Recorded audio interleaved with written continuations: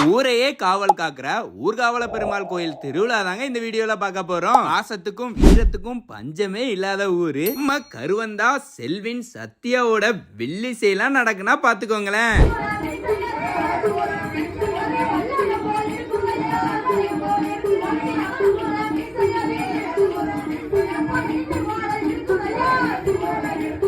ஒரு மிரட்டலான கோயில் திருவிழா தான். சாமி ஆட்டம்லாம் சும்மா பயங்கரமா இருந்துச்சுங்க. கூட்டம்னா கூட்டம், சரியான கூட்டங்க.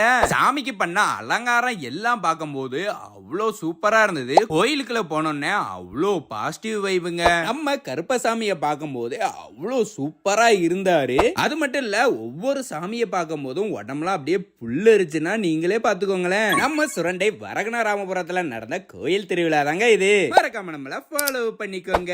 வரட்டா. Thank you.